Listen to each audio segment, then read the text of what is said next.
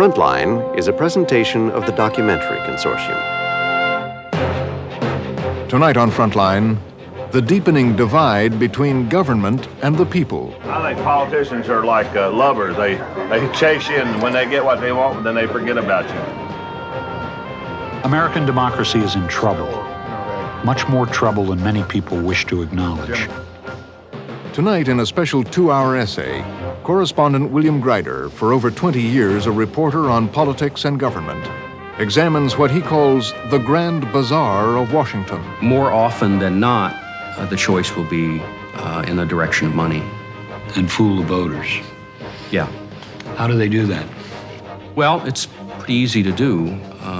Unless somebody's out there telling the voters what's really going on, it's not a problem you have to worry about, right? Tonight, the betrayal of democracy.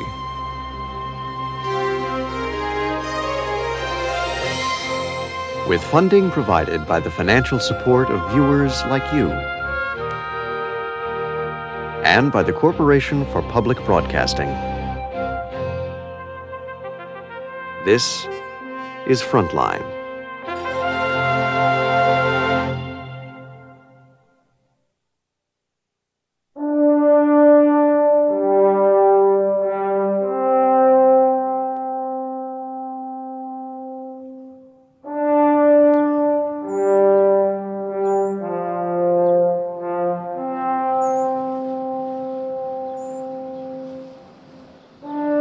My earliest political memory was the death of Abraham Lincoln. I cried inconsolably. Even though the memory was only from a children's book, the pain seemed real to me. Lincoln, I believed as a child, was the actual fulfillment of America's democratic faith, the belief that sovereign citizens, regardless of birth or status, could collectively decide their own destiny. He stood for an idea of democracy, of the people, by the people, for the people, that I think is now widely dismissed as mystical.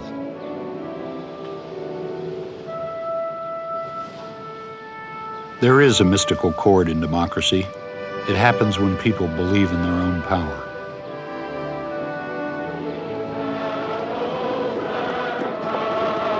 The civil rights movement is the most compelling example.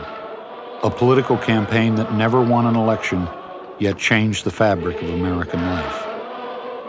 If there has been one constant in my 30 years of observing politics, it is the single shocking fact that the most far-reaching developments do not emanate from Washington or elected politicians, but from unanointed citizens in unexpected places who take it upon themselves to act. Politics can resonate with ennobling music when people pursue questions larger than self.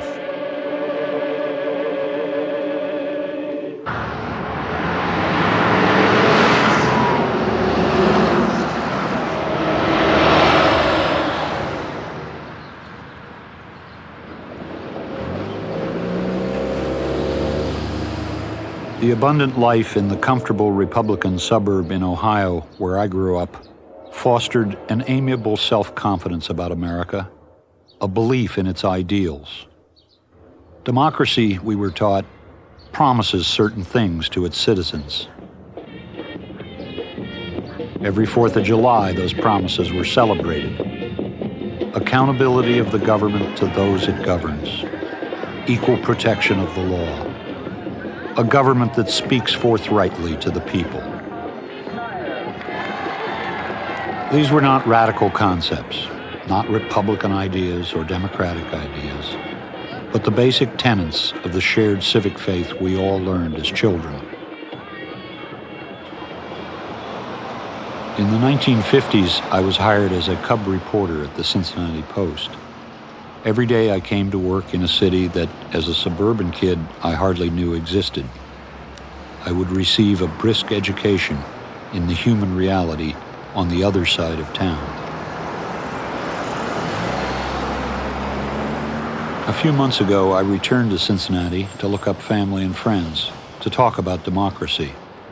I've had a troubling sense that the principles I grew up believing in are endangered. A block from the old Cincinnati Post building, I met two friends from those days. Neither had lost the wisecracking irreverence once expected of anyone who wanted to be a reporter.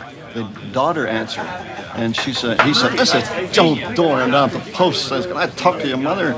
And so the kid came back and said, "No, she doesn't want to talk to anybody from the press." He said, "Would you mind asking her if she stole $100,000? The Cincinnati Post was not a great newspaper, but it did have one great redeeming quality, common to many big city papers at that time. Many reporters, reflected the feelings of the people that were reading the newspaper. They came from the same backgrounds. They had many of the same. They were working class too. They were working class. Reporters didn't come to work carrying briefcases like they do now. It wasn't a profession then. It was a job. We represented them to politicians. There was that connection that we were their spokesman. In fact, the old Post took responsibility for its readers. I always challenge anybody at City Hall for any reason whatsoever. I always challenge the welfare department. People used to pick up the phone and call the Post all the time. I say, "I'm having trouble getting my welfare check," and someone would listen to them, hear them out, pick up the phone and call welfare. It didn't always necessarily result in a story. There's something that has been lost. What is it? Try to name that. How I can? Well, I guess I think the overworked word, a connection, or just someone who reflects the values of that city in which he lives, who is part of it. I found the same sense that something fundamental has changed when I visited another place that was also crucial to my political education, Kentucky, where I once covered the state legislature. Long ago, I came face to face here with the messy realities of representative democracy. I remember once sitting over here in the press box and the house went crazy. You know how sometimes happens? That happens, yeah. People were really mad and the emotions boiled over and they were throwing paper in the air and pushing at each other. And this old reporter from the Courier-Journal, Alan Trout, looked at me and he said, "If you think these guys are bad, you should see their constituents." The wisecrack captured an inescapable truth. At its best moments and its worst, the democratic system acts like a two-way mirror between the people and those in power. It reflects the warts and virtues back and forth between them. If the politicians are fools and scoundrels, who elected them? If the people do not like what they see in the mirror, why don't they do something about it? The answer to that question seemed simpler in the old days, before television became the principal channel for political conversation. Led America to victory in Desert Storm and the Cold War. Some opposed him. But the changes brought on by television are only a symptom of a much deeper problem. And I really don't think that either party looks at guys like us that, what's your needs? What can we do to really resolve this? And politics is a key word. And you know as well as I do, because politics is politics. What do you mean by that? Who kisses up to who and how far they get and that type of thing. I got it back, you got it back. Bush promised. Read my lips. No new taxes.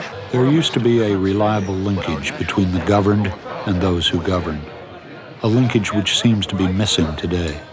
If you do make it in office, you're going to owe them some favors, you know what I'm saying? That's an ongoing thing. How you gonna change that? How can you change it? How can I change it? How can me and him get together and change it, you know? Well, you go down to the party meeting and knock on the door and tell them you want in. Just that simple? No, but that would start it. We need another Abe Lincoln to run for president. Yeah, really. I believe he'd have a chance. Yeah, that's a good question. You know, a poor man don't have a chance unless he has a backer or he has money. So, you know, in a way, what's I tell you? Where does that leave working people, unions, and so forth? Make sure foreign aid is spent. In this cynical age, people seem resigned. A genuine democracy involving themselves no longer seems practical or plausible. We're all old umpires. We don't know anything about politics. Oh, yeah, you know they're the fellas you really know. You're all old umpires. Yeah, old umpires. Yeah. What I think we ought to do, get rid of everyone we got in there and start Clean house. over. Even Republican or Democrat. Clean house. We got to get something to change this system somehow. Listen, Now, I don't know how. I don't know how. Don't ask. Remember the ward captains used to come around and knock on the door. Yeah. don't do Mr. that Ballard, no be sure and come out and vote now. touch is That gone, personal yeah. touch is gone. more. We got it pretty good. What'd you all get out of that when the party was like that? A sense of personal feeling that hey, I do count. Well, they, You know, Jim, my they- vote does count.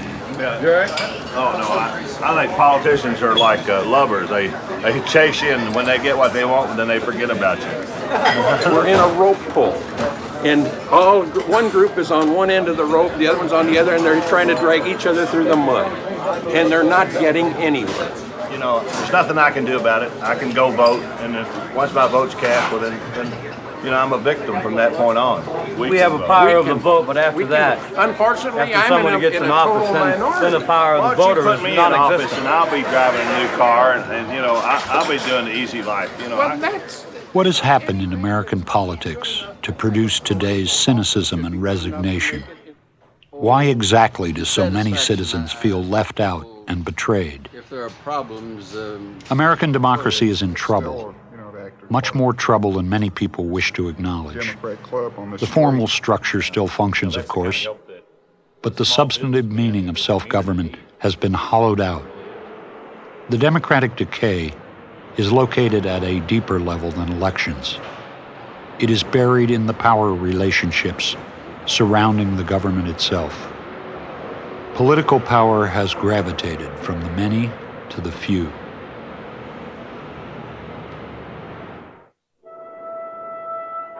They still beckon to the best in us, these gleaming temples of democracy, marble shrines to great leaders and great ideals. But the monuments that tourists visit are no longer the right symbol for the nation's capital. Today, Washington should instead be visualized as a grand bazaar, a steamy marketplace of buying and selling. Government has been reduced to a busy commerce, armies of lawyers and lobbyists who bargain every day at 1,000 different tables in diffuse corners of the city.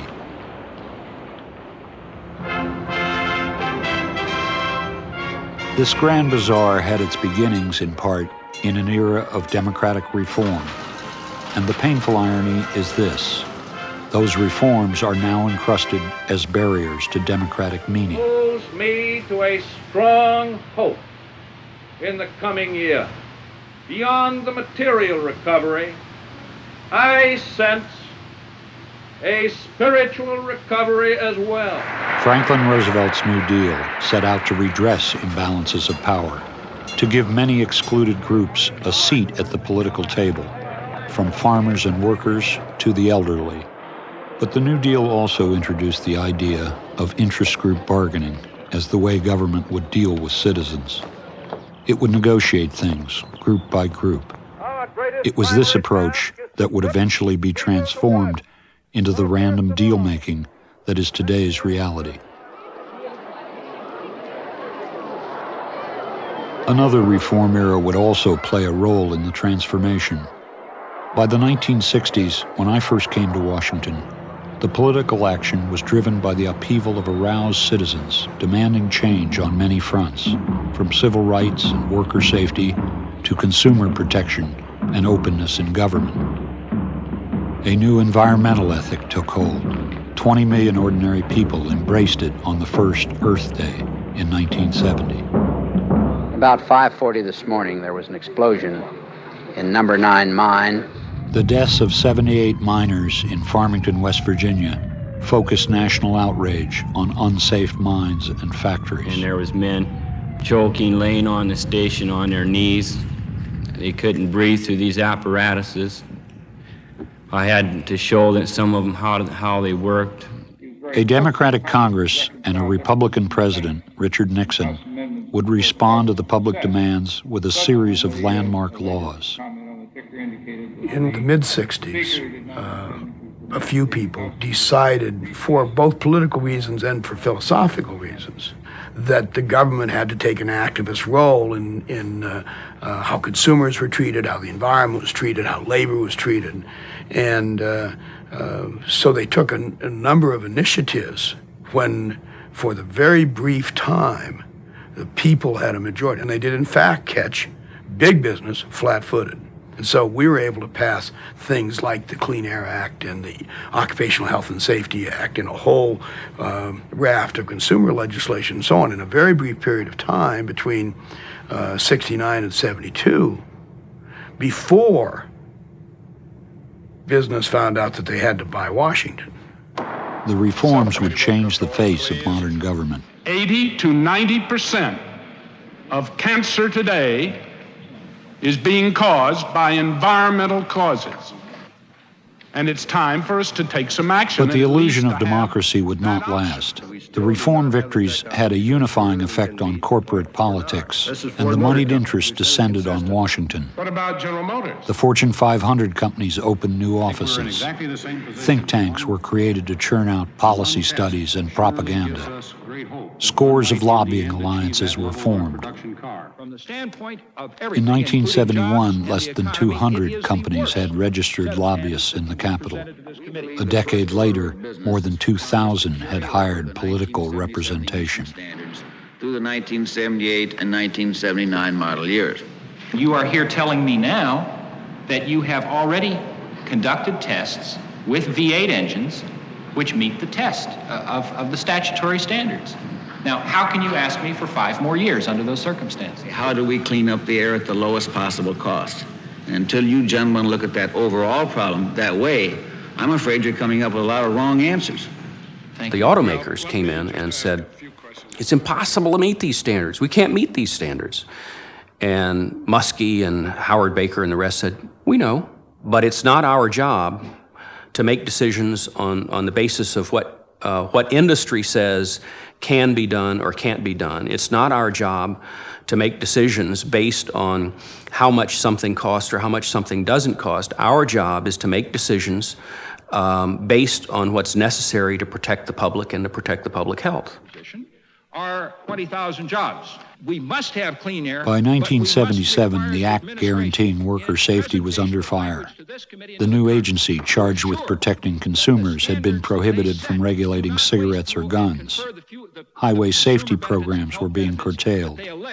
And pressure from auto manufacturers had opened up a new congressional debate on the Clean Air Law enacted just 7 years before. Does the car have to drive as part of it, or does it just have to show the numbers? No. I mean, do you think it should run? No, it's possible. I mean, we'd like to have them run for the life of the car and have it run fairly smoothly, and that's a requirement that doesn't always show up in the data. Unless we reduce from 2 to 0.4 knots, an additional 20 to 25 million people, mainly children, will be affected adversely for respiratory diseases. 25 million. The reform legislation had broken up the easy politics of the back room, or at least complicated things. But the reforms also created many more doors at which influence might knock and enter. Prior to 1970, to the extent that business was represented in Washington, they were represented by a fairly eclectic group of Republican lawyers and hangers-on and so on. So that a Democratic staff person like me didn't really have to talk to anybody from the business community because they didn't want to talk to me. I was a Democrat, they were Republicans. Early in the 70s, all of a sudden, some of your larger business interests decided that they had to hire people like Tom Boggs and Bob Strauss and people with access to, or believed to have access to, the Democratic power structure. So the first thing they did was they hired the best and most expensive Democrats they could find. Then along came campaign reform and the 1974 Act, which allowed businesses to spend unlimited money gathering PAC funds, and that gave them then the fuel to motor the engine of change that they wanted to overcome what we had done in 68, 69, 70, 71, 72. So it was a very big change. It was kind of like letting a dam go. And money became something that was being thrust at you from every direction.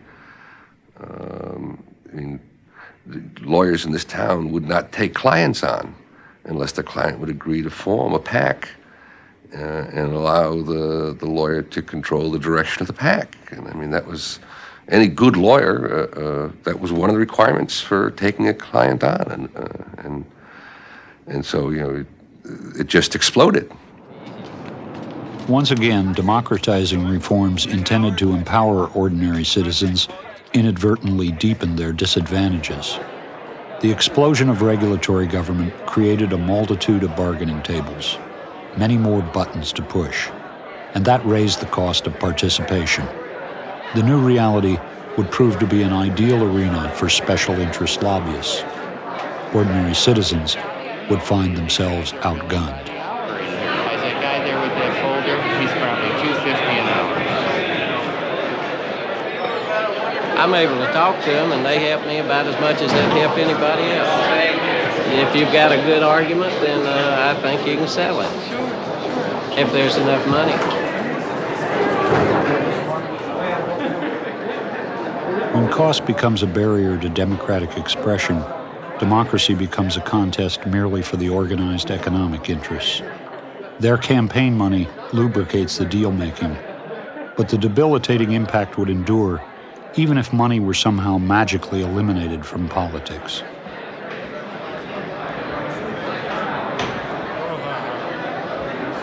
A friend of mine is fond of saying that Washington is dying of a disease and it's called money. And in fact, I don't think Washington's dying of a disease. Washington is doing quite well, thank you. A member of the United States Senate who's an incumbent and intends to run for re-election. That member has got to raise $3,000 a day, actually a bit more than $3,000 a day, each and every day for 6 years. Saturdays, Sundays, Christmas, Easter, Rosh Hashanah, all the rest of it included. If you think you're gonna have a little bit tougher than normal challenge, that's $6,000 in a single day. There's only one conceivable source of that kind of money, and that's corporations. Few members of Congress want to talk about the new politics openly. Mike Siner of Oklahoma, who refuses PAC contributions, is one of the few who will.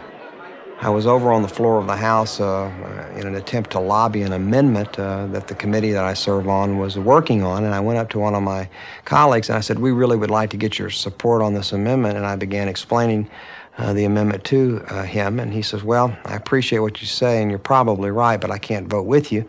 And I said, why? And he says, well, let me tell you, under the present election laws, groups can get $5,000 in a primary, $5,000 in a runoff, and $5,000 in a general. And this decision is one of the high priorities for this particular group. If I vote against them, that is a $30,000 decision, because I lose the $15,000 they can give me, plus they'll give that $15,000 to my opponent. How explicit did these different interests get in warning you off of positions? Well, they have for the last couple of elections maximized their contributions to my opponents, and so I've had very well-financed opposition in the last two cycles, which I hadn't had before, and they're trying to send me a message, and they're saying, if you will play with us, we'll quit financing your opponents, and I've told them that we're not interested in that kind of intimidation or blackmail, and that we're going to continue to fight them. Do they ever come around and make it more explicit than that? Oh, absolutely. I've had groups tell me that if I would just co-sponsor or vote for this particular piece of legislation, they would ensure that money would not go into my opponent. And I told them very simply that I don't operate that way. And they said, well, we'll just have to continue to support your opposition. It can really have a chilling effect on what you are going to do or not do, or issues that you're willing to take on and champion, or issues that you're willing to defend. What groups? Well, I wouldn't rather you don't have to name companies and names, but who are we talking about? We're talking about groups that work up here on a variety of issues that I'm involved in. I would hesitate to say it because I don't think it's important to name the groups, but I don't think that's unnatural. that happens a lot. And I don't think you're finding more and more members are aware of it. And there's a fear factor out there. Elected officials focus more on the sources of money than the sources of votes. It's like a very, very slow disease. I mean, it's tragic because very, very good people get infected by it.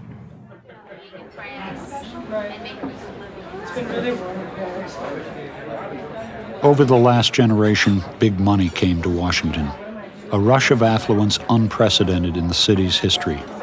The capital of democracy is now seated in a city where citizens of average means can no longer afford to live.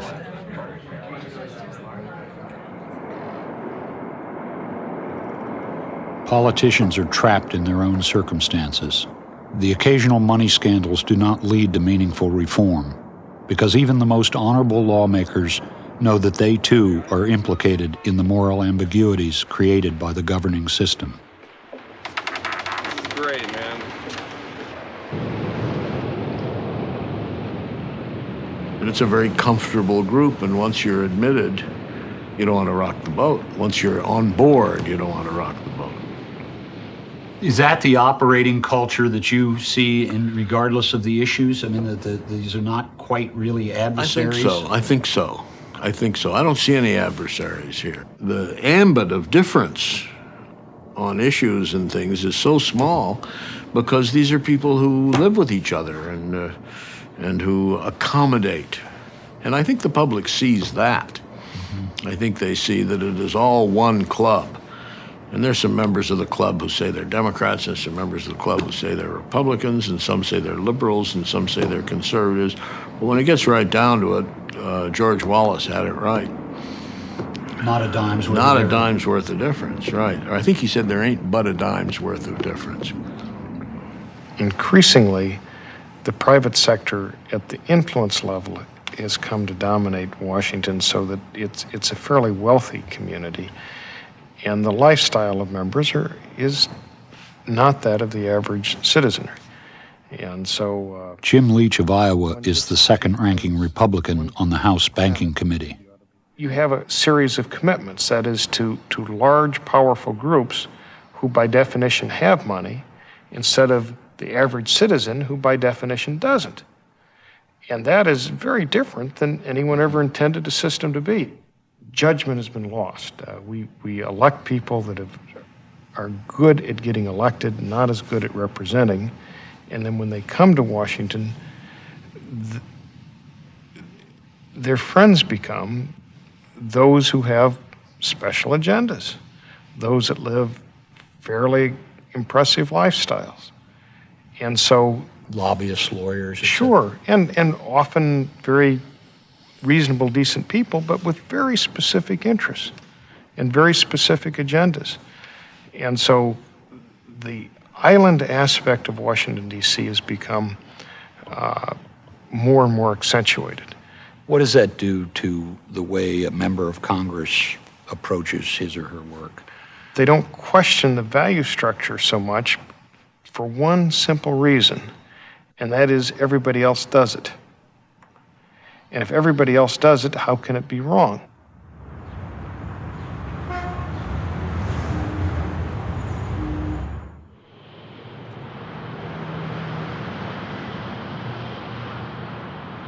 Distant from Washington, in places like Institute, West Virginia, you can see the results of the deals negotiated in the Grand Bazaar. Promises the government has made to the public are broken. Here, Union Carbide's release of a cloud of poisonous chemicals injured 135 people. A law enacted nearly 15 years earlier to protect worker health and safety was not being enforced. They didn't know where it came from. They didn't know what it was till 2 days later after it happened. You fumble and stumble and cause our lives to be turned upside down over things you misplaced over 500 gallons of this mixture. Now, I can see misplacing 1 or 2 gallons of gasoline around your house. if we don't make those chemicals, someone will. Someone will make those chemicals, and you can wish the problem on somebody else. I had a dog once who was overly aggressive, and he bit a mailman once. And he missed a mailman about 3 times, and I was very upset about it. And I asked the vet finally if she thought that I could find a good home for that dog. And she said, "Mr. Kennedy, don't give your problem to somebody else." And I think I learned something by that. I don't think we want to quit. I think we want to work with you. In order to do that,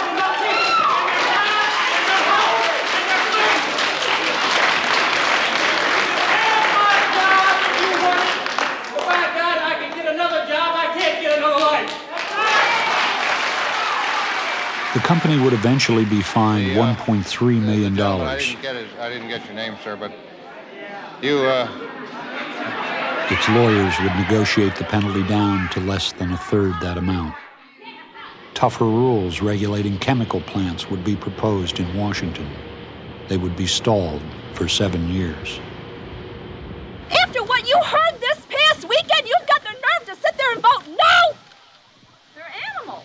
Oh, I hate all of you! I hate you! In upstate New York, the citizens of Love Canal would discover they were living next to a toxic chemical dump and demand that New York State, as well as Jimmy Carter's White House, respond. Our county representatives who are supposed to support us, well, the nation's looking at you and you look like damn fools and murderers. I was a homemaker and a mother of 2 children, and essentially I bought the American dream. You know, I had my little house and my station wagon. Lois Gibbs would become the leader of the homeowners. Everything that the American population wants.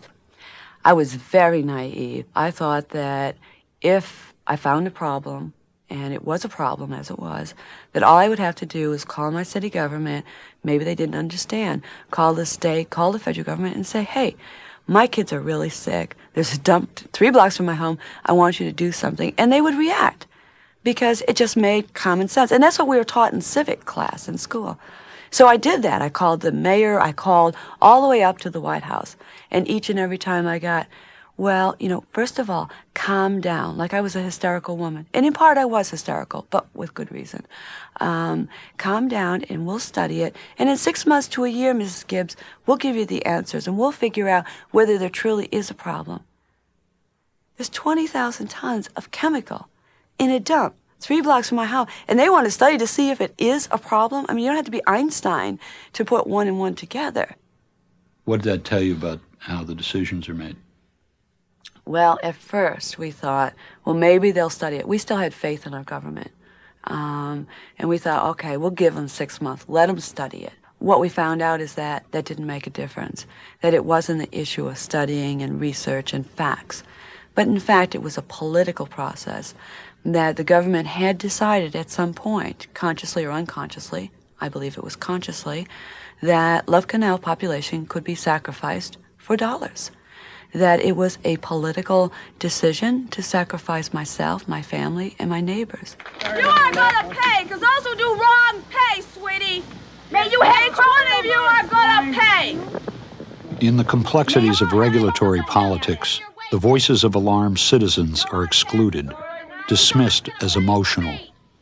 I hope you sleep well. You should be put in cages. State officials wouldn't listen to them, the local officials wouldn't listen to them, the federal officials wouldn't listen to them. And part of that is because it really doesn't make any difference whether it was Love Canal or Times Beach or Charles City. I went to all of those places, Valley of the Drums, and the one thing you always found was that people were scared to death. They were scared for themselves, but they were especially scared for their kids. And the last thing on earth these people wanted to happen was for their kids to be hurt. But that doesn't show up on the meter for somebody who's a government official. You know, a government official wants beans that he can weigh and that he can count. And fear, even legitimate concern and fear, just doesn't show up, doesn't read for them. And it doesn't translate. You see public officials, members of the Senate, were really uncomfortable dealing with victims. I can remember Alan Simpson saying, I don't want to hear from victims. You just emotionalize all of this. This is more than we can't trivialize this by emotionalizing it. And you want to say, For God's sakes, if this isn't about people, what is it about? In Washington, the moneyed interests have a choice not available to most citizens. If they regard the law as unworthy or too demanding, they have the ability to fight on. So day after day, in every corner of this city, they bargain over the law itself. That is real political power, choosing whether to honor the law or resist it. Lyndon Johnson used to believe that those laws really did change things. And I'm sure he thought to himself, because he was essentially a man of legislation, well, that law is passed, that problem's been solved. But increasingly, we've come to understand that when you pass a law, you don't solve the problem. You sometimes, if you're lucky, you state the problem. And then the fight begins. And then the fight begins, exactly. It's so technical almost in a way that it's impossible for the average person, for the layman, to understand it. Congressman Vin Weber is a Republican from Minnesota. And that's the beginning of the process. They're then handed over to the regulators, who will produce a mountain of regulations over a period of many, many years. And that's one of the things that people don't really understand, is that the regulatory process may be years behind. And that's an ongoing political fight. It's an ongoing political fight. Every single regulation issued to interpret every page in the Clean Air Act and everything else like that is subject to a very lengthy process, taking in comment and listening to the arguments of both sides. Well, you know, if the public, the general public, the average person out there just trying to make a living and do his good job as a citizen is unable to focus on every issue that comes to the floor of the House of Representatives for a vote, how in the world are they going to focus on a regulation promulgated by the Environmental Protection Agency? It's just not possible. So that process, that regulatory process, is really sort of even more an extreme example of the insider game, the special interest game that people don't like about Washington. And who's representing the people there, either in fact or in theory? In theory, I suppose the elected officials are supposed to represent the people, but really it's a special interest group game by and large. In the competition between the corporate interests and citizens, politicians have learned how to have it both ways. They enact hollow laws containing vague declarations of good intent. The real terms will be decided elsewhere. No one will do a health survey here. Superfund was the first piece of legislation I worked on, which is a bill to clean up old abandoned dumps. And the way it was written is that a pool of money would be put aside by industry, and if there was another Love Canal, EPA Environmental Protection Agency would rush right in, clean up that dump, and then go look for the responsible parties, those who should pay back EPA for the damages. What a terrific idea. I supported that. And now, 10 years later, you look at Superfund, what happened?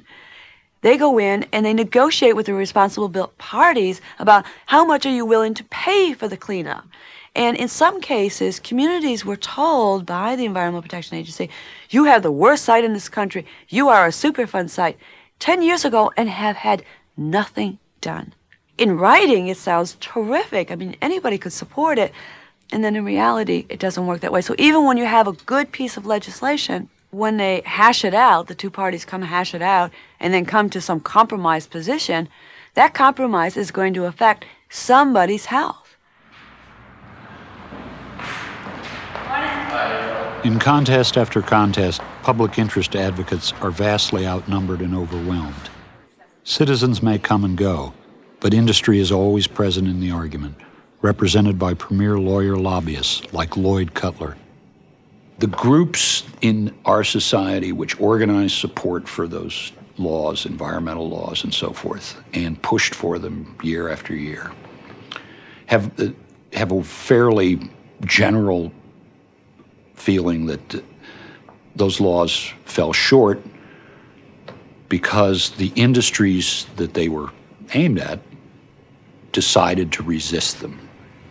If you think the auto industry or the chemical industry or the pharmaceutical industry is pleased with what it's able to accomplish, you would be very wrong. I'm trying to focus on political power here. They're making a decision that this law, however well-intentioned, goes too far, and therefore we're going to resist it.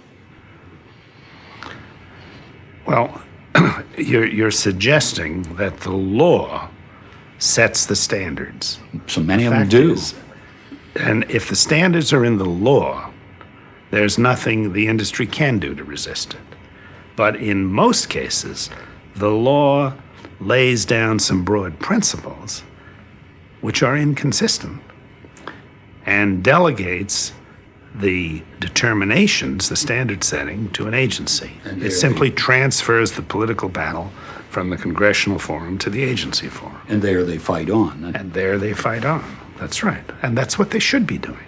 Surely you don't disagree that it's a very uneven struggle. People think I they're do getting disagree. clean air legislation and a bill gets passed and they feel like that problem has been dealt with, and then there's this other governmental process that goes on. They're not even present in it, and you've got an army of lawyers there. I do disagree that it's an uneven struggle, and I think on the whole, industry gets the worst of the struggle. There are very few clean-cut issues. I mean, there are issues. Let's take one which for most of the public ought to be crystal clear, and that is the crime issue. Now let's stay on clean air a bit longer here. Because clean air, as you know, involves your clients, or at least some of them. Sure. That's right. Are you lobbying now on the regulations of the clean air? Is it firm? I'm not. I say I'm not. Our Your firm is. firm acts for a number of trade associations which are taking positions on various... Which ones? The clean air regulations, the chemical manufacturers, the pharmaceutical manufacturers, the automobile industry. We do some work for the iron and steel industry, for example. And what are they doing there? Who are they calling on? Well, I suppose it's a generalization that they always want the least expensive method of accomplishing the result. They always want cost to be taken into account. They always want, where it's open to them, to challenge what particular level of pollution is a tolerable level. I mean, you get issues such as that a given level will cause 2 cancer cases in 10 years or some such thing. Is it worth the additional expenditure you need to stop that? But where are the people in that elaborate process? The people are, when we speak of the people, it's very hard to identify the interests of the people, in quotes, in many of these cases. In the civic expectations, the White House is the bully pulpit where the national leader speaks for the broad public interest. But the White House, too, has been transformed. It is now a shadowy court of appeals, where the terms of law are fixed in behalf of friends and clients. As Vice President, George Bush presided over the tampering with the law for business interests. Now his vice president has assumed the role, as head of what in Washington is known as the Competitiveness Council. There's a very open process. We had an open process on the... In fact, the vice president's work is conducted not in the open, but behind closed doors. The presidency itself has become the last stop in the charade of hollow laws. Law will be fully implemented, both the letter and the spirit, but we are not going to impose unreasonable regulations, and we are not going to impose unreasonable costs on our economy. The public cannot participate in this private process. It cannot even find out who did what for whom. If you happen to hire an insider who can get himself into the Competitiveness Council and get access to the vice president and have his mail read, then you have an opportunity to change or achieve a policy result, which you were not able to achieve in the political process on Capitol Hill.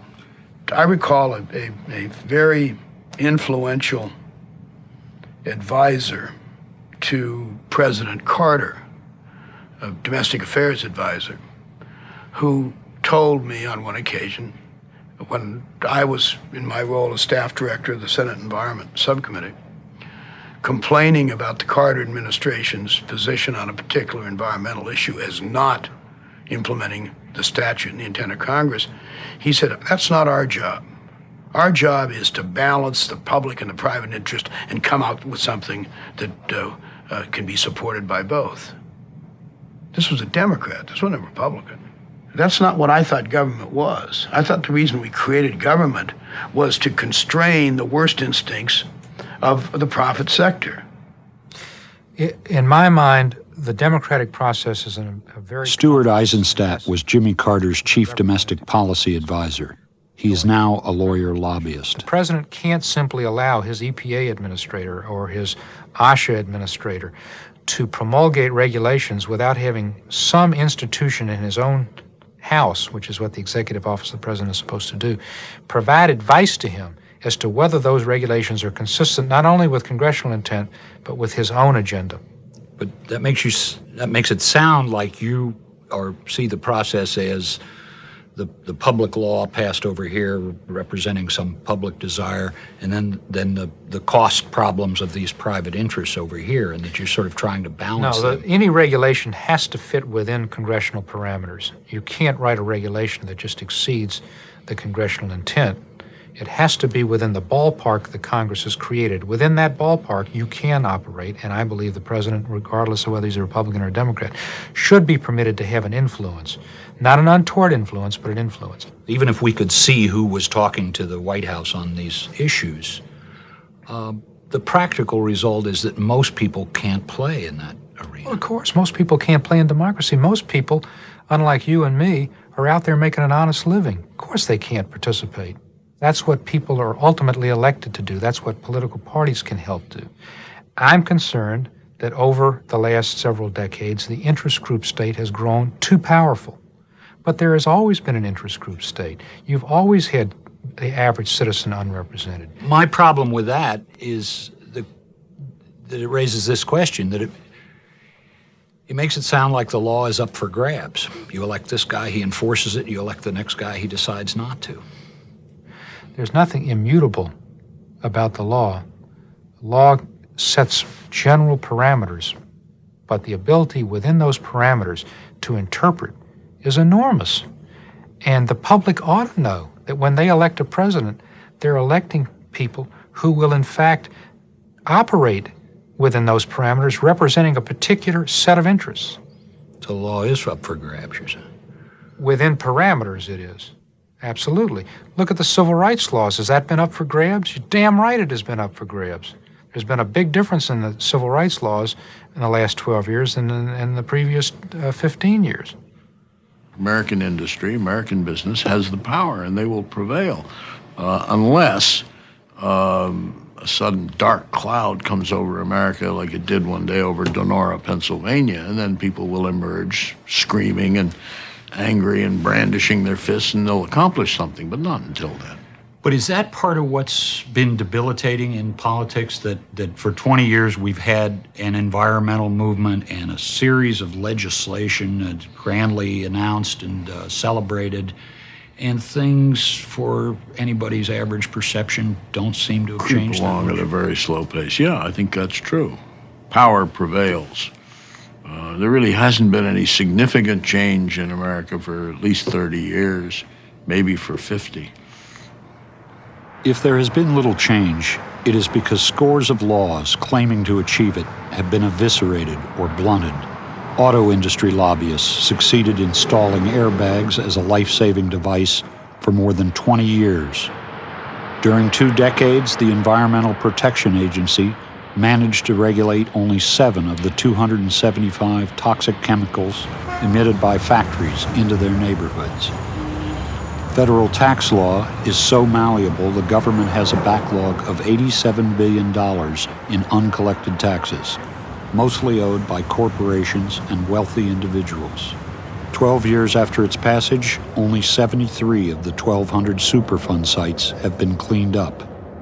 And today, the serious injury rate in construction is actually higher than when the safety law was first passed in 1970. At least 10 Americans die on the job every day. Sometimes, as when a fire exploded in this chicken processing plant in Hamlet, North Carolina, the daily average is much higher. The plant here, despite 2 previous fires, had never been inspected for safety. There was no fire alarm. Exit doors were locked. They began to bring Lillian Wall out. She was already dead. Then they brought Peggy Fairloud, who I grew up with as a child. She was dead. Then they brought Brenda Kelly out, was a friend of mine that worked with me in the packing room. She was dead.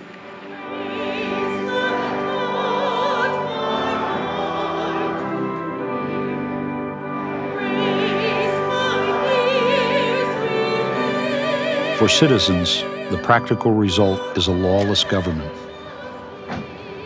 This is not what we expect from democracy. It is not what we deserve.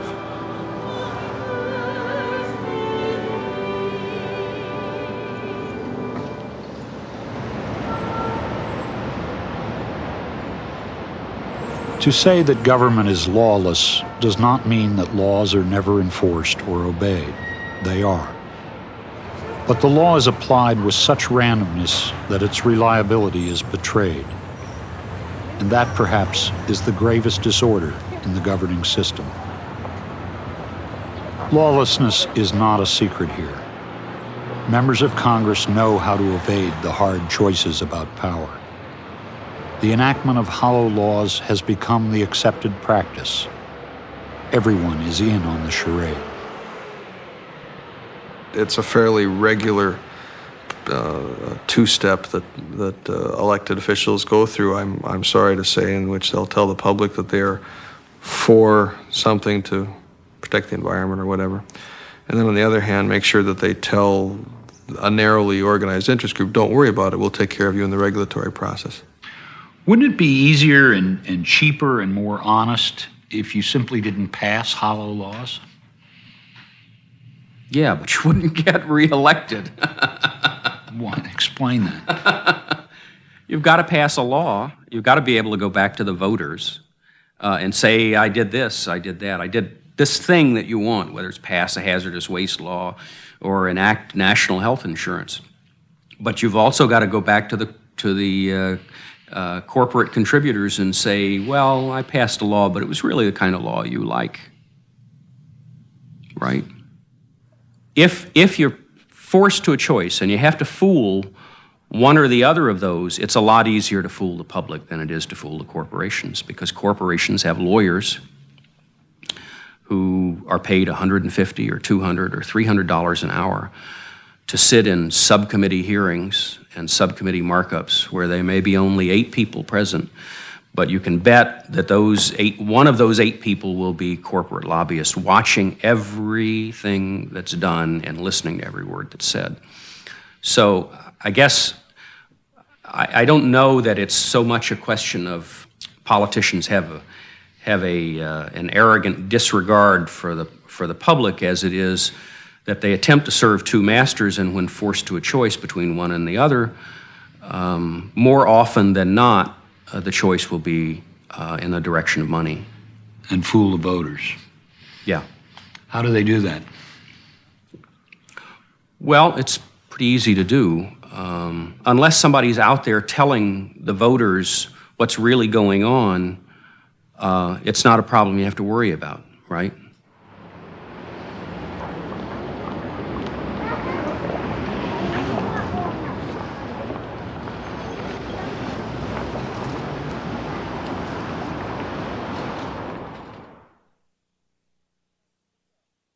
This is PBS, the Public Broadcasting Service.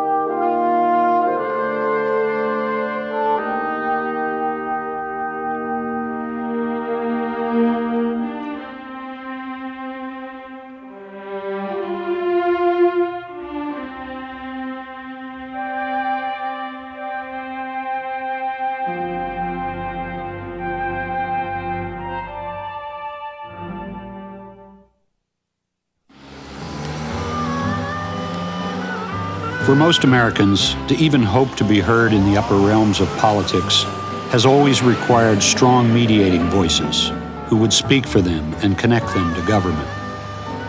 In the neighborhoods of Louisville, Kentucky, long a Democratic town, the local party organizations, with names like the All Wool and a Yard Wide Democratic Club, provided that connective tissue. When I worked in Louisville, the party took responsibility for ordinary people. It represented their values and aspirations. We're roaming around the neighborhood trying to find the Democratic Party. It's a good party. I'd like to see it come back.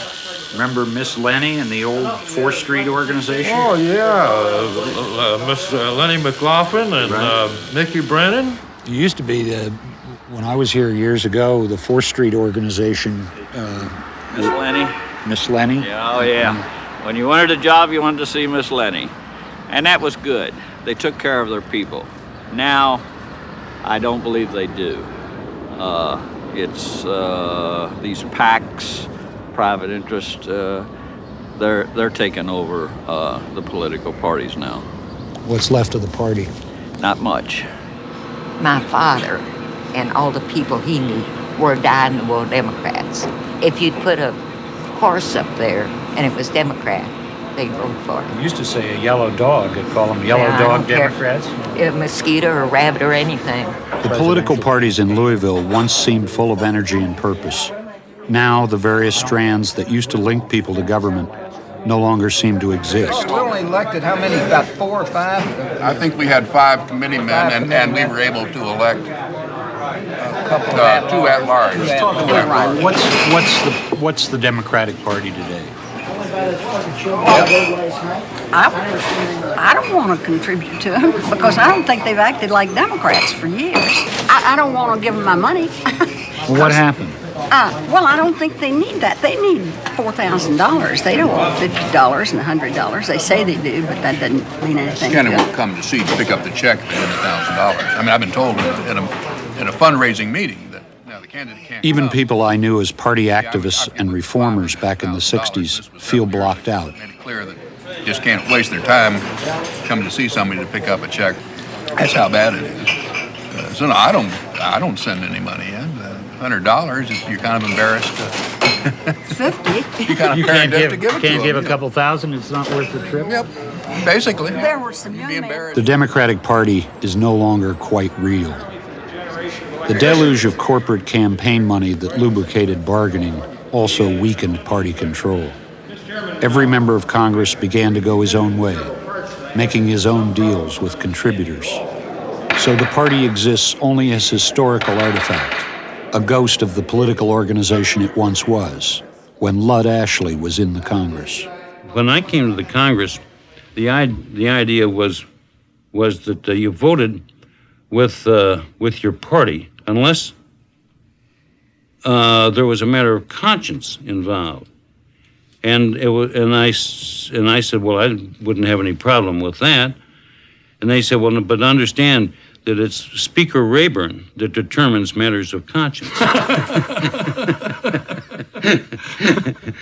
So it was clear that there was expected an allegiance to the party that simply isn't expected now.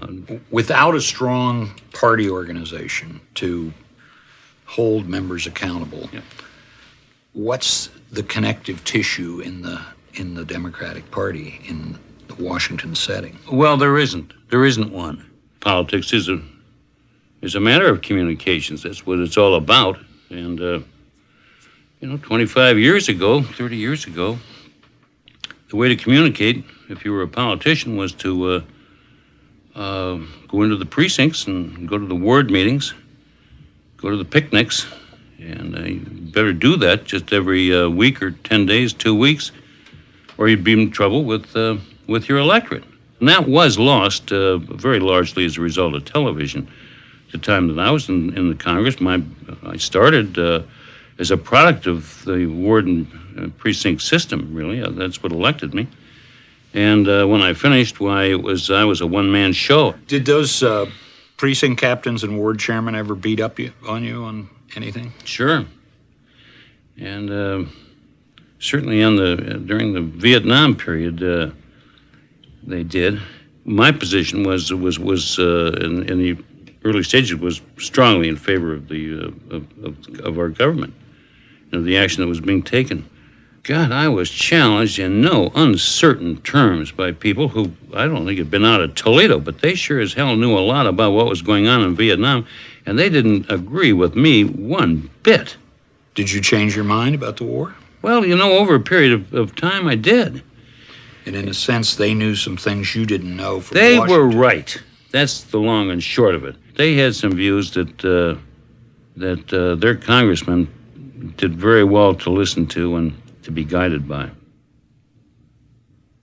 He had been elected from the ward and precinct system, but during his 25 years in office, that would disappear. Because of television, there would be less need to keep in touch. There was less physical accountability. I didn't see people, and yet I won. I won 13 times, and as I began to win without that personal contact with people, I began to attribute it, as one is bound to, that people were following me and approving of what I was doing in other ways. As I look back on it, as I've thought about it since, I think what was happening was that there was the beginning of a loss of accountability. And what this means in terms of democracy is startling, because it means that policy changes aren't pushed. That if there's no real threat to the office holder, if nobody's looking at him, if nobody's saying, well, we're really holding you accountable, then it seems to me that what he's going to do is to continue doing as little as is possible. We put an awful lot of trust into our elected officials, and it's on the basis that the common man has the sense to be able to judge the performance of that public official and to exercise his franchise, his right to vote, and to make changes as those changes are necessary. And when any part of that equation falters, why then the very essence of our democratic system begins to shake.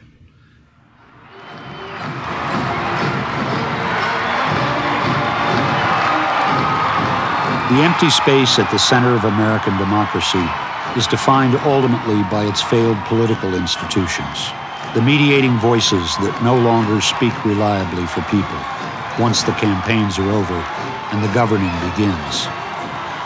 The Republican Party, despite its modern successes, is also implicated in that failure. We made the Republican Party into the party of working people, the family, the neighborhood, the defense of freedom, and yes, the American flag and the Pledge of Allegiance to one nation under God. So you see, the party that so many of us grew up with still exists, except today it's called the Republican Party. And I'm asking all of you to come home and join me. Come home to the Republican Party. The problem with the Republicans was they never understood middle-class voters. They used to Paul Weyrich is a longtime conservative Republican activist. They never could talk to these people.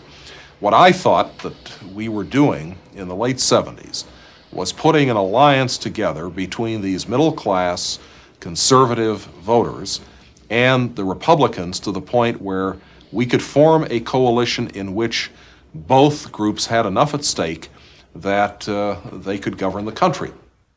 Republicans traditionally were the party of money, business, and so forth? Yeah, they were the business party, and these were largely working class people. So they looked upon the Republicans as, not just rich. These people, contrary to public opinion, do not hate the rich. They'd like to be rich. So they don't hate the rich. But what they don't like are business people who disregard their interests, who never ask their opinions, who, simply open up the door and yell more coal and, shut the door and hope the ship sails away. This is a chance to vote for the values that make America great. To win, Ronald Reagan had to persuade millions of disaffected Democrats to cross class lines and join the party of business. Individual opportunity, a strong defense, and always, always, I pledge allegiance to the flag of the United States of America. We tried to put what the Republicans wanted to do in language which these people would relate to, would understand, and could then vote accordingly. And it worked. It brought about Ronald Reagan in the primaries. It elected a lot of the Republican senators. And it worked basically through the '88 election because George Bush was able to put together the same kind of coalition, the more surprising because of his background and usual inability to relate to those voters. How did he get that to happen? Well, he essentially adopted, if you will, the Reagan formula, and they bought it. As Governor Michael Dukakis vetoed mandatory sentences for drug dealers, he vetoed the death penalty. The Republican Party's artful election strategy has been accomplished not by addressing the real economic concerns of the disaffected working class, but by broadcasting messages attuned to their resentments. Dukakis says he wants to do for America what he's done for Massachusetts. America can't afford that risk.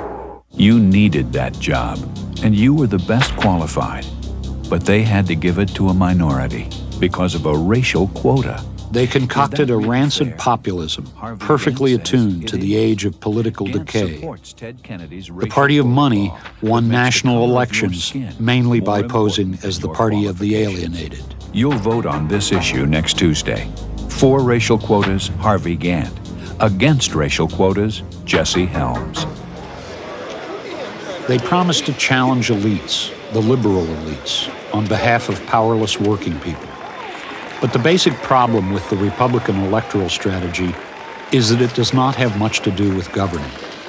Once in office, the Republicans govern on behalf of their traditional clients. Many of these people now feel that they are unwelcome in the Democratic Party because of their views and unwelcome in the Republican Party because of their class, and therefore they don't know what to do. If the Democratic Party was once the party of working people, it might now be called the party of Washington lawyers. The vacuum created by the atrophied organization has been filled by a small fraternity of influential law firms who inhabit posh offices in the center of the city. From here, they dispense their campaign money, along with policy advice. There's rarely a week that goes by when I'm not asked for advice on reviewing a speech, writing a white paper, suggesting to a president. Give me some for instances. Well, for example, Dick Gephardt has a trade group, and Senator Mitchell, when he gave his maiden speech as majority leader, asked me to help do a draft form of a statement of what the party should stand for. But you are also lobbying those same people in behalf of your clients. How do you keep those two separate? Because I try never to lobby on an issue on which I've taken a public policy position with my hat on as an objective observer. But you have a package, your law firm, which you supervise. Why? Why do you need that? And the reason we contribute ourselves is that we get tons of invitations from members of Congress, Senate and House, to attend fundraising events and to contribute to those events. Without question, Bill, over time, if you are unresponsive to those, you're going to find that when a member wants or needs to be seen on a particular issue, he's going to be unresponsive to seeing you. It is quite simply, in my belief, the price of doing business in Washington. The Democratic law firms who now direct so much of the money that finances Democratic congressional campaigns have no constituencies of their own and must answer to no one other than their clients. Everyone in Congress understands the power of relationships. If the Democratic Party were to begin to act like a real political party, the money would be cut off. A party committed to its traditional adherence, for example, would not have stood silently by while elected politicians jimmied the tax code to benefit the few at the expense of the many. But the new reality blocks awkward questions about large public issues that involve private clients. Step back and put these pieces together. By nature of who you are, you're a senior advisor to party leaders in the Democratic Party. You are also, by occupation, a lobbyist for corporate clients and others. And third, your positions as a lobbyist are sometimes, at least, in conflict with major constituencies of the Democratic Party.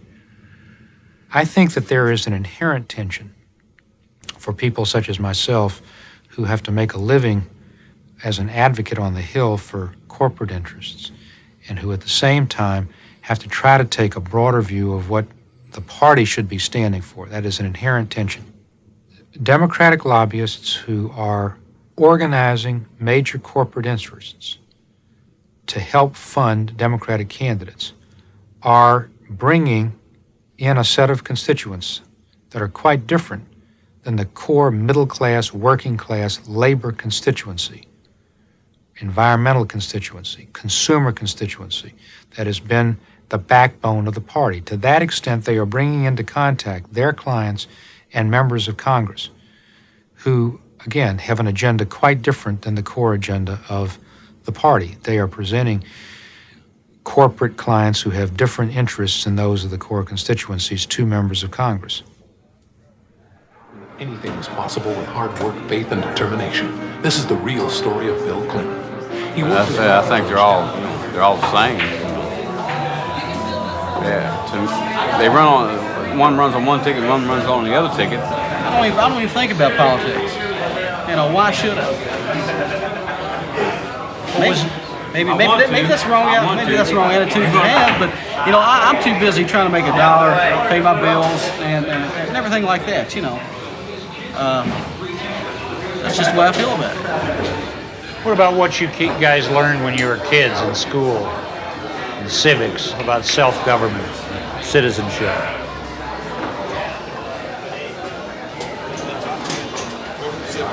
I don't know.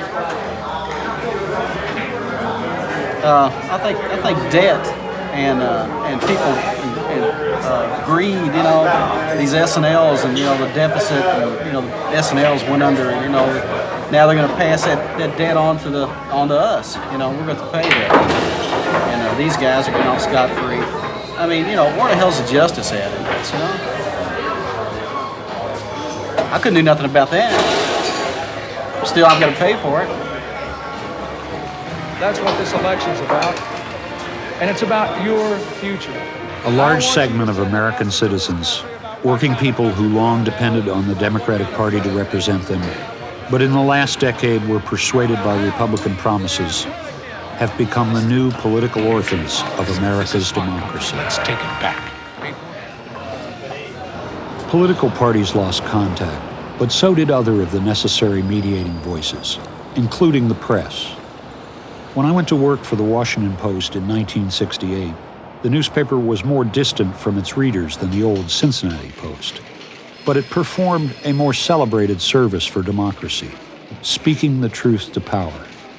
The nation was alive with political turmoil, and the Post opened its pages to those dissenting voices.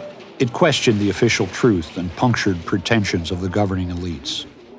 The high point, of course, was Watergate, when two young reporters, Woodward and Bernstein, brought down a president. I remember the Watergate event as amounting to a kind of powerful declaration to the political system and other power centers that the media has a new role here. Everybody took you more seriously after that moment. It took the Post more seriously. That's perhaps true, but we were out on a limb. We were out on a plank, quickly sawing ourselves and the newspaper into oblivion.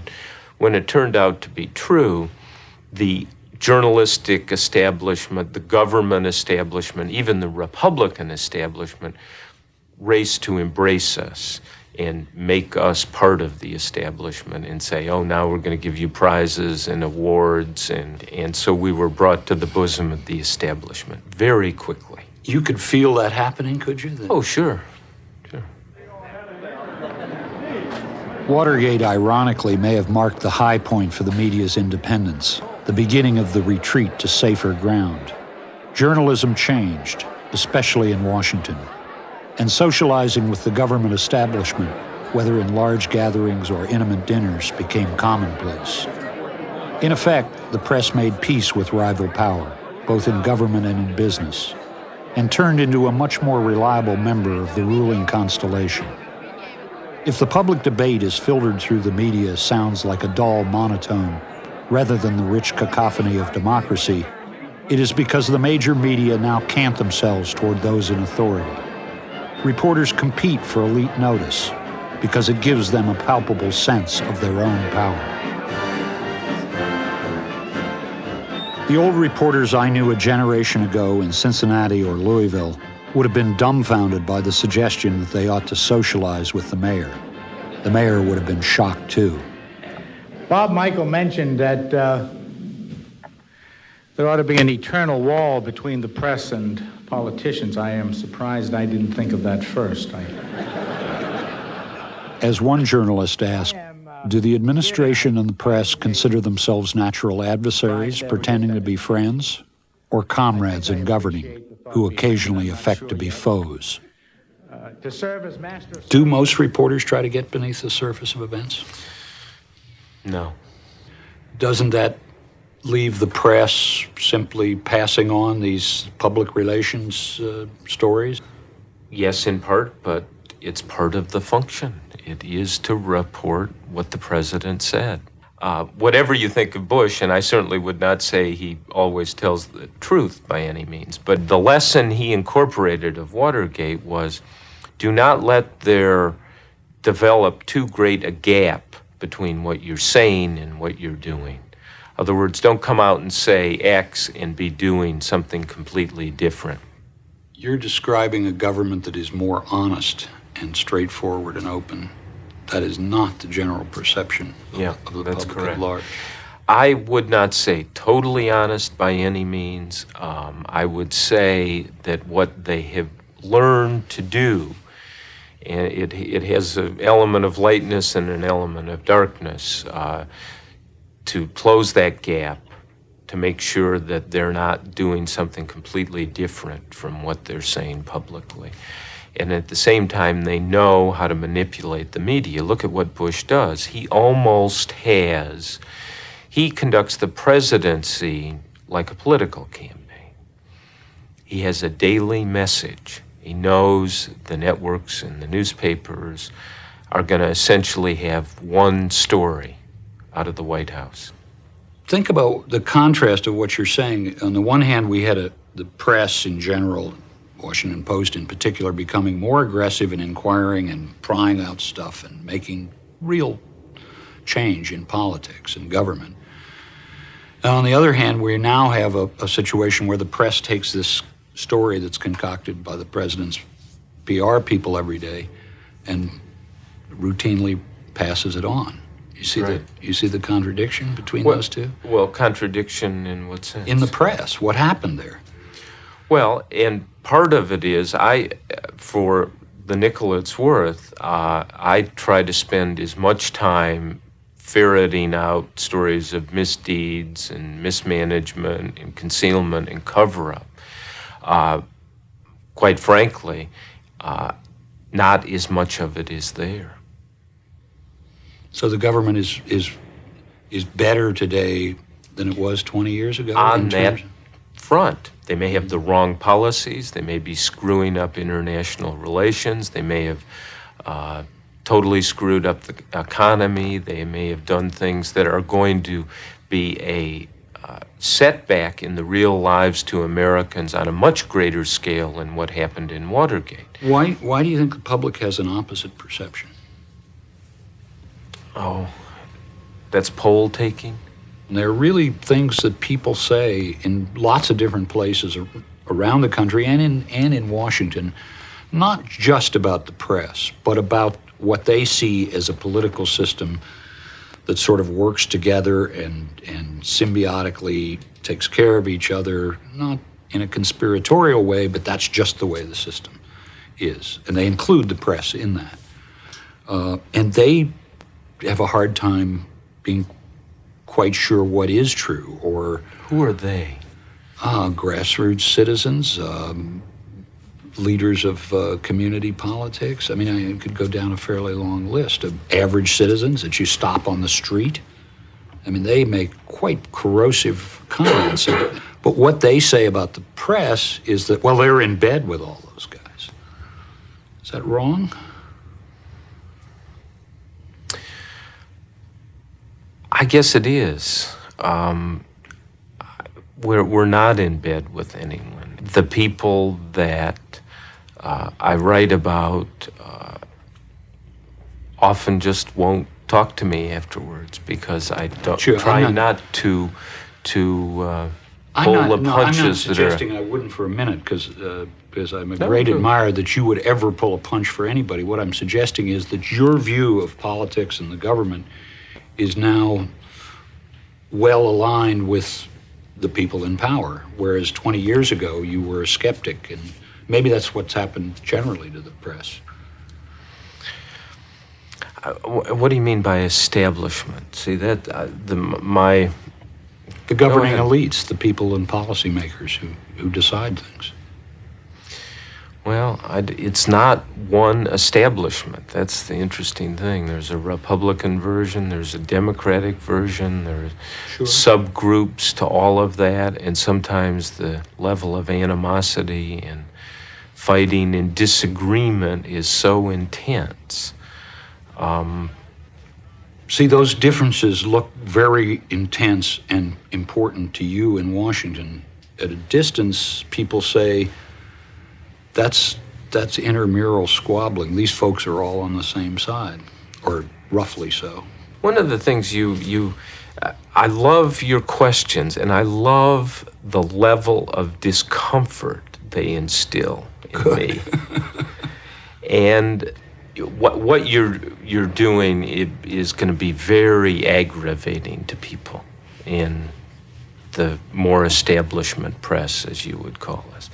The level of discomfort at these questions is going to be very, very high. I see myself feeling very uncomfortable about the questions because they're, hey, look, you've got a responsibility here, and what's your connection to the people you serve? We don't have a department that handles that. We don't have an assistant managing editor for the real world, if you will. We have divided it into boxes. We've got a higher level of responsibility that you can't just settle for, well, we got the newspaper out today and it was full of news.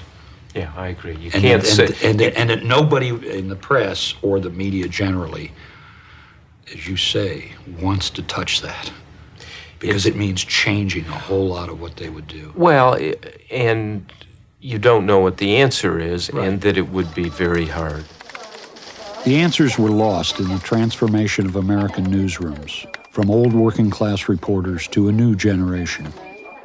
These new journalists know much more about lots of things, but many of them do not grasp the social reality those old hands in Cincinnati understood. And the whole atmosphere has changed. You know, you walk into a newsroom today, it's almost like going into an insurance office. Something, you know, there's not the clatter and all that where the old typewriters, you know, were pecking away. And most the one thing the new reporters cannot do is express the honest outrage of a situation, to speak in a human voice that is identifiably of the people whom they are writing about.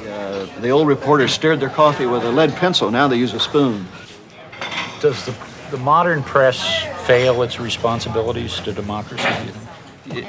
If you are slipping away from the people, and we must be because they're not reading us, then it seems to me to follow that you're not doing the job that you should be doing as far as you can do the job that you should be doing as far as representing the people and performing your democratic function. We aren't doing the things for the people we should be doing for the people. We used to say the Scripps Howard Lighthouse said we're paper of the people, and give light, and we will show the way. People will find their way. I'm not always sure that we, as all newspapers, I'm talking about not just ours, but all newspapers today, do not give enough light. We're not doing that today like we should be doing.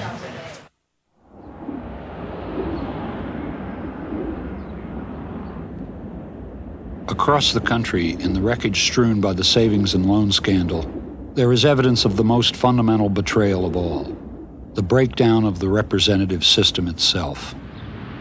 Because of its shocking size, there is the temptation to think of this political failure as unique.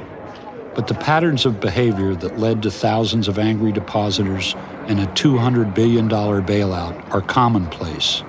They stretch across many other governing issues. Democracy is not a presumption that the majority of voters will always be right, but it is the presumption that real choices will be put before them.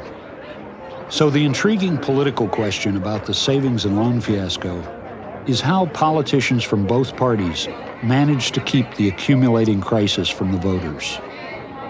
In the current governing reality, who will tell the people?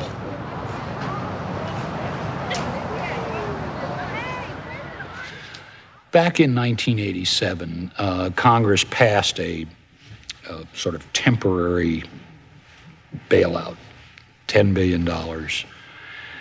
Isn't it true that most everybody who was really following the crisis at that point understood that that was not going to be sufficient to resolve the savings and loan problems? You bet. Congress, the so-called bailout that occurred 5 years ago was a bailout based upon non-public monies. That is, the industry itself would be assessed increased premiums. Because of that, the industry balked at the numbers that were provided and said no dice, and basically blocked legislation for well over a year and held it down to minimal levels. They didn't want a bigger solution because the obligation was on them. And so what they did by delaying the solution at the time was increase its size and force, in effect, a public bailout. Dump it on the taxpayers. That's right. Right after the 1988 election. Exactly. Did people understand those terms in the fall of 1987?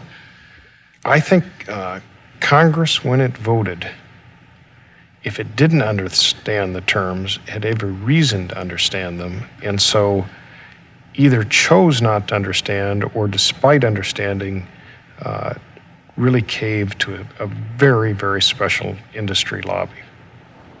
If these savings and loan executives at their convention in Hawaii were not going to put up the money to resolve the mess, politicians knew the taxpayers would be compelled to pay. But members of Congress now devote their energy to protecting clients rather than constituents. And by 1988, the financial industry was intimately involved in the legislation that would stick the taxpayers with the bill. Here's the picture you are drawing. Various trade groups from the financial industry and others, lobbyists, economists, and so forth, are at work in the summer of 1988, amid a presidential election, drafting what amounts to the bones of the bailout legislation that will be enacted right after the presidential election. That's correct. And you are sharing your ideas with the White House, with the Treasury Department, with the banking committees in the House and Senate. Yes. And with the presidential candidates. Yes. And yet, none of those find the need to share any of this with the voters. The information is there. That is, we had a press conference. The American Bankers Association the FSLIC Oversight Committee report was made available at a press conference over the objections and some anxiety of the Federal Home Loan Bank Board and frankly, participants in both campaigns. They did not want you to go public with this stuff? No one said no, but there was concern that taking this position by a major financial trade association could precipitate a generalized debate on this subject. The scope of the problem in the industry was that Danny Wall was head of the federal agency responsible for regulating the savings and loans. some of the more critical, negative kinds of people have said, well, they had to build a crisis, they had to cause a crisis. And maybe there were those who thought that was the case. I'm not sure on that kind of Build a crisis, and then after the presidential election, it's a taxpayer liability because it's so big. Yeah. That's what happened, of course. That's clearly what happened, absolutely. During the 1988 election year, every Washington insider knew what was coming. A major taxpayer bailout right after the people cast their votes. Neither Republicans nor Democrats wished to bring it up. Both were implicated in causing the disaster. The corrective mechanism of the press failed as well. If candidates decide to ignore an issue, political reporters will ignore it too. People in government, at least the leaders, understood they wanted to get through the 1988 election season without allowing the public to get aroused by the dimensions of this. How did they do that? Part of it was very considered. Mr. Dukakis, about a month before the election, raised the issue. One day, apparently had calls and visitations from members of Congress and dropped it. Who are we talking about? Well, I don't have personal knowledge, so I can't help. I have large suspicions, but I think that'd be inappropriate. But I think largely the leadership of the Democratic Congress. Republicans and Democrats alike were, if not involved, they were there when events were taking place that they failed to understand and to come to grips with.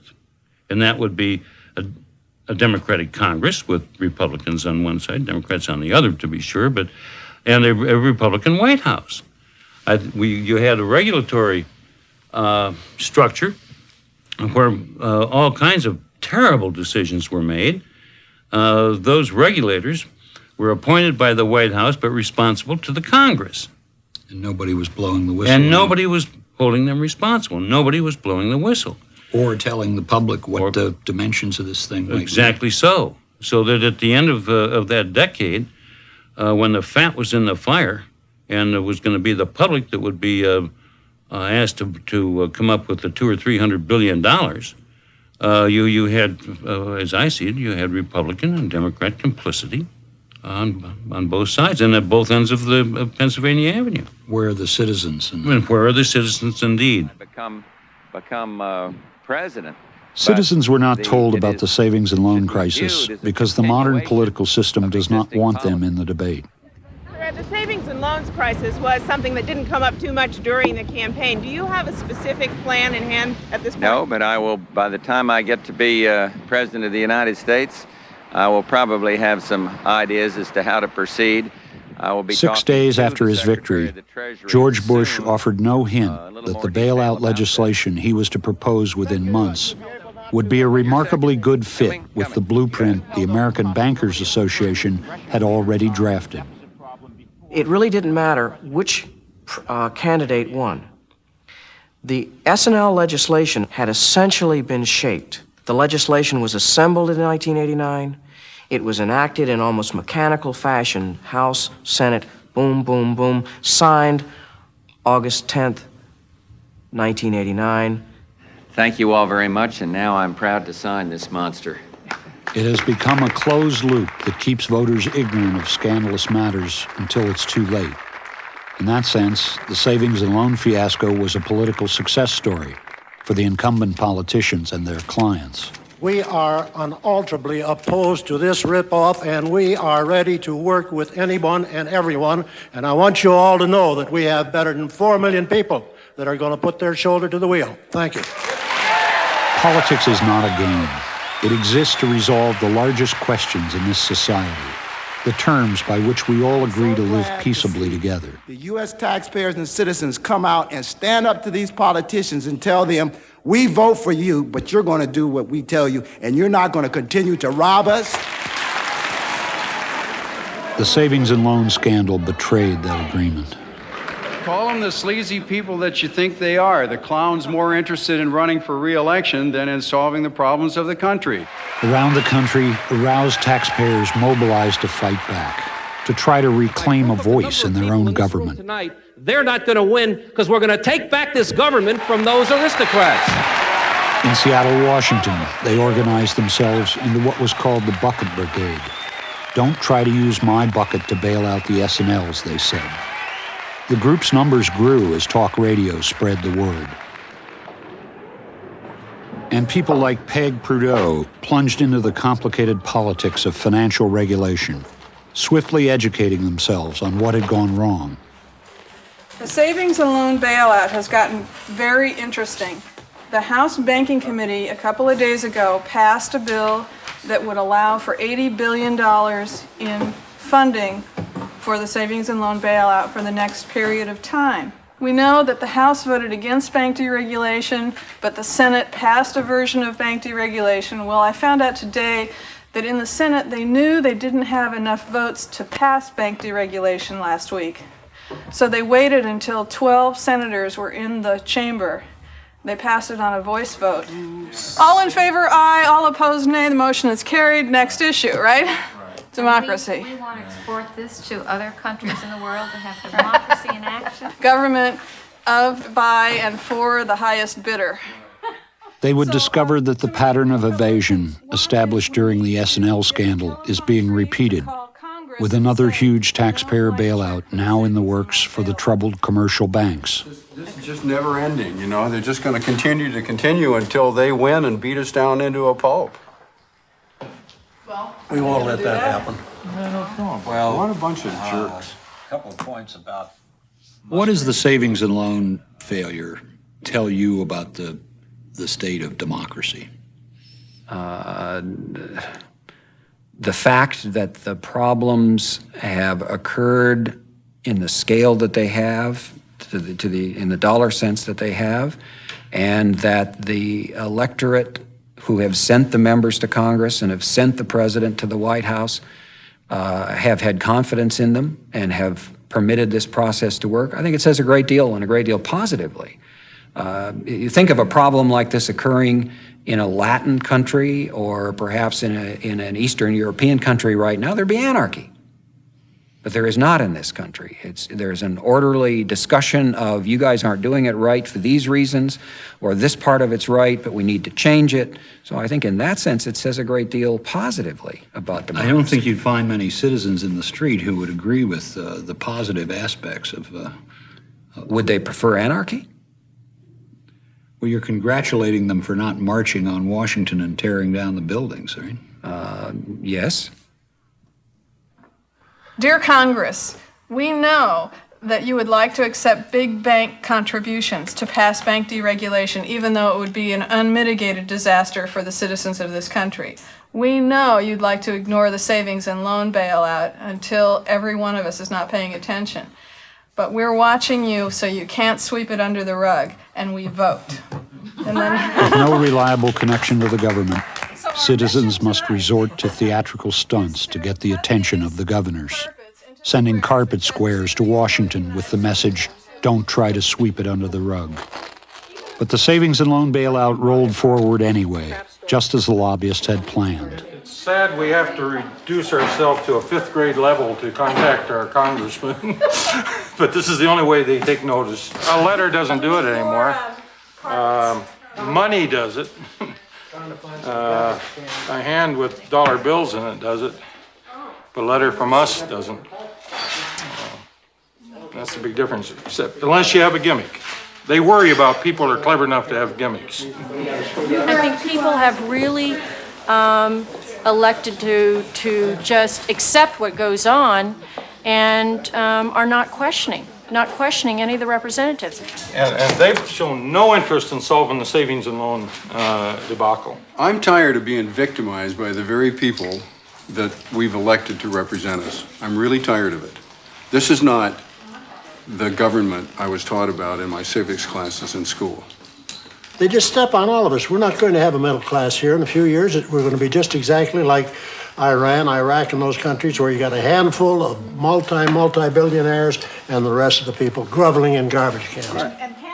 There is no doubt that citizens groups, the Bucket Brigade in Seattle, the elderly groups in Florida, to name just two, are being heard all over the That's place. not their impression, to put it mildly. Their impression is that they're being ignored rather thoroughly, and that pretty much the same story is playing out again with the failures in the commercial banking system. Are they wrong about that? They are wrong about that. Their anxieties, their concerns, their angers are heard immediately. Well, I'm sure at some level they're heard. Oh, no, they're heard. But the train rolls forward regardless, does it not? It's hard to know what they would have the government do. Let me go at it this way. We have now had a bailout in 1987. Then we had an election in 1988. And then we had another bailout in 1989, much larger. Then we had another election in 1990. In 1991, we had a still larger bailout for both savings and loans and banks. And now we're having another presidential election. Is there a coincidence in that pattern? The coincidence in the pattern is, frankly, beyond the S&L industry, and it's beyond the banking industry. My question is it coincidental that we have this pattern of taxpayer bailouts in the odd number years, and then elections of politicians in the even-numbered years, and the two never seem to meet?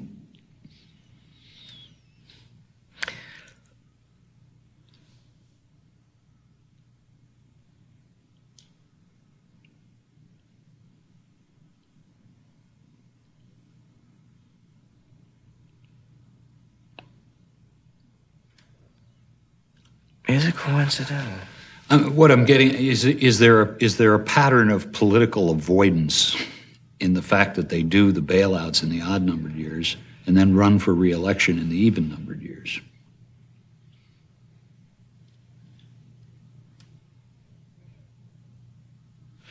No, it's not a consequence of political avoidance. It's a consequence of the kind of, you can deal with tough problems in the early years of basically the House of Representatives cycle, which is an every 2-year phenomenon. You can deal with tough problems when you're not in the midst of campaign pressures. You frankly, you have their attention. Members can devote their attention to it. When you get into the campaign year, members distracted by the demands of being in their districts and campaigning for office simply cannot give the kind and quality of attention that's needed to a tough problem.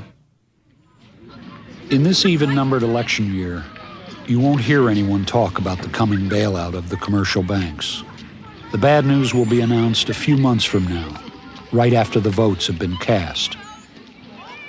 Citizens have contempt for politics, as we all know. Washington's dirty little secret is that the contempt is mutual. In governing circles, the public at large is privately derided as fickle and ill-informed. But if the public sometimes seems dumb in modern politics, that is the role that's been assigned to the people. The blunt truth is that governing elites and the moneyed interests have no incentive to change things. After all, for them, the system works. The daunting fact about democracy's condition is that if anything is to change, citizens will have to do it for themselves.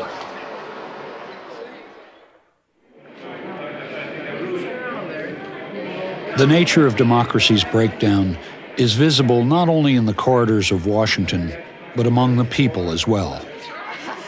When a politician says something, grade it like your term paper was graded in school, because your teacher would have sent it back if it didn't have any content. And we have an obligation to say, well, where are the supporting facts, where are the footnotes, and what specifically are you talking about? And for all good purposes, take a position. Take a position. Remember that movie where that guy stood at the window and said, I'm mad as hell and I'm not going to take it anymore? I think it's time for us all to go to the window. Being involved in something like this, I tell you, it can strip the hope right out of you. You start really looking the beast in the face day after day, and you see what the problems are, and you do all those kinds of good things you're taught to do. You write and you call your member of Congress. You write letters to the editor. You go out and vote. It makes no difference. I tell you, you often feel like you're just butting your head up against the wall, and what good is it really going to do? And how to get beyond that, I don't know. There we go. People of Casmalia are shutting down this dump. We've got another person diagnosed with cancer in our town, and we aren't allowing them to come in and kill any more of us. The government won't, the people will. In the present scheme of things, even active citizens hold a very weak hand, and they know it. So they have learned the tactics of resistance, methods of protest that may succeed in blocking a hazardous waste dump or impeding a government policy they oppose. Many have decided that if anything is to be accomplished, it has to be done on the outside, in spite of government. They have assumed the role of perennial guerrillas. Tired of him killing our babies. It has become the politics of rude and crude. They're very rude, they're very crude, they're down and dirty. None of them are pleasant, especially for the other side. But they're effective. Whether you're talking environmental issues, whether you're talking housing, whether you're healthcare, you're talking survival issues.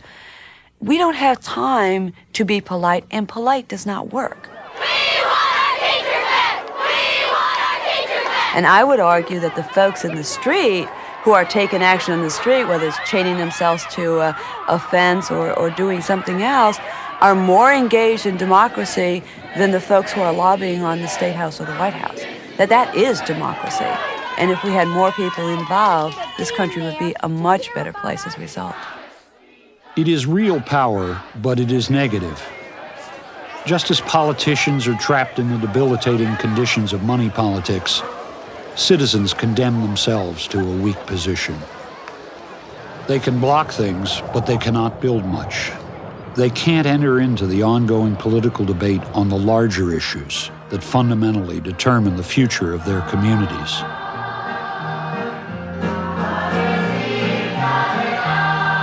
But in unexpected places around the nation, ordinary people are trying to rebuild democracy, literally from the ground up. In Texas, it has been neighborhood by neighborhood, using local churches as the institutional base.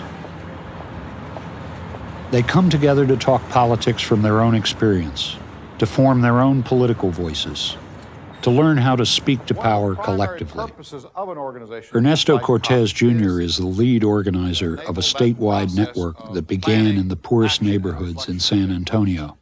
It's important to understand that COPS is essentially a political organization. COPS is part of a growing national movement with 28 groups in 11 states, all of whom share a basic philosophy. Other than that, you should never, ever involve yourself in partisan political activity. What does it mean to be inclusive? Oh, I mean, it means to be all-encompassing. That's right, to try to bring everybody in, okay? We want to be as inclusive as we possibly can be, okay? Once you declare you're for candidate X, you exclude candidate Y. They are not running anyone for office or even thinking of doing so. Unwilling to challenge the power that derives from elections, they remain distant from it, especially as practiced in Washington. But that's not the essence of what the kind of participation we're talking about. We're talking about getting people, when we talk about participation, to engage in public debate, in public discourse, to argue, to negotiate. When you stop being a leader, stop being active, I would think that you don't have to maintain the political celibacy eternally. You know. Cortez insists on pulling citizens into politics on their terms. Well, we're trying to create a vehicle, an institution, which teaches people about public life, teaches them about how to be effective in public life. We're trying to create an institution which can take people's private pain and translate that private pain into public action. We're trying to teach them how to negotiate effectively with mayors, with corporate executives, with governors, with senators. For them, democracy means building community by community, drawing people together in a relationship that can lead to real political change. Sacred Park, Government Hill, San Alfonso, Northeast Cops, Our Lady of Guadalupe, and St. Dividis. In Texas, they have been doing it for almost 20 years and have grown into a statewide movement that now represents more than 400,000 families. San Antonio's power brokers set of cops. Leave them alone. They're Mexicans. They can't organize. Well, we made liars out of them, didn't we? The initial victories were often small, but the Texas network has now pushed reforms to improve the schools, to guarantee health care for the poor, and job training. They negotiate with state officials, face to face. That we want more than a representative democracy. We want a participatory democracy. During my campaign for governor, I had the pleasure of meeting with you and promised. Politicians clearly understand this power.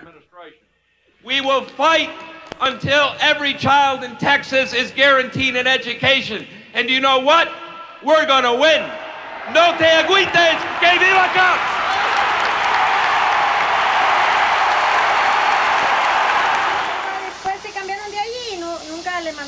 To accomplish any real change in these communities requires time and patience and a deep belief in the democratic capacities of ordinary citizens. Then from there, if you could... Sister Pearl Caesar, the chief cops organizer in San Antonio, is one of the believers. Winos or whatever, they sleep in the park, they sleep there in the nighttime. I mean, a lot of things been happening, they just get scared, just don't let her go outside by herself. And we can't just pick up and go. I mean, we have to stand up. Yeah, but Strange as it seems in this age of mass communications, democracy still begins in human conversation. Summer days like when April and May, when it's more hotter, the days when they have them outside in PE, they don't have any water fountains for them to drink. It is undramatic. It means getting citizens one by one to take responsibility for their own lives. Because I'm not going to have that. it's more like a storage room. It's a storage They don't have place. And that's for the chapter one? If you talk to parents about what we've talked about this morning, would they come to a meeting? Maybe. On Thursday, we had a townhouse meeting regarding the bond issue to maybe we can get the school rewritten new. And, we even offer rides. We told them we're going to be at the school like from 5:30 to 6:30. Nobody showed up. Well, then we could do this. We could do nothing. You want to do nothing? No, we can. I'm willing to work. I'm willing to whether work we can get them, other people, we can. Well, let's say we will. Let's say we have will. to. I mean, you're willing to take We can send flyers and we can outline. Democracy may begin with small matters, but it can lead to the larger questions.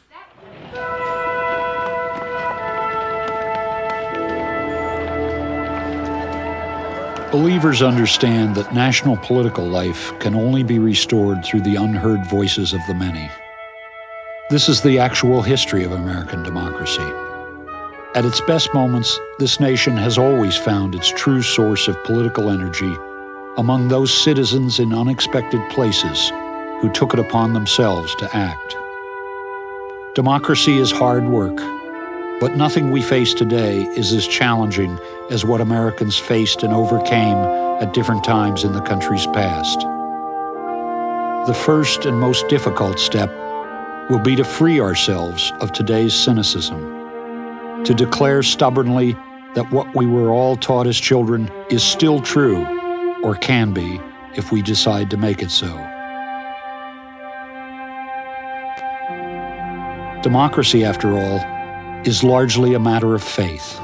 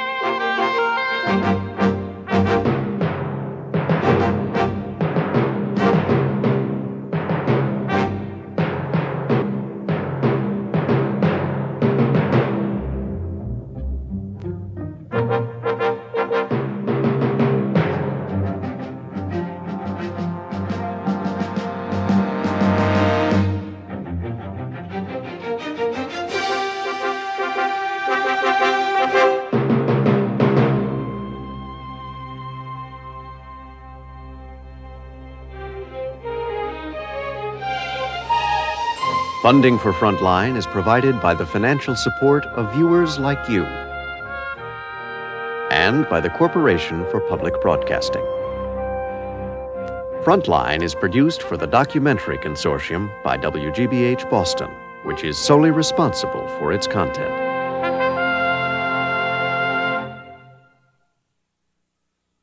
For video cassette information about this program, please call this toll-free number, 1-800-328-PBS-1. This is PBS. Next time on Frontline, the global banking scandal surrounding the collapse of BCCI. These people have as their clients 3,000 of the best-known criminal organizations in the world. The Bank of Crooks and Criminals on Frontline.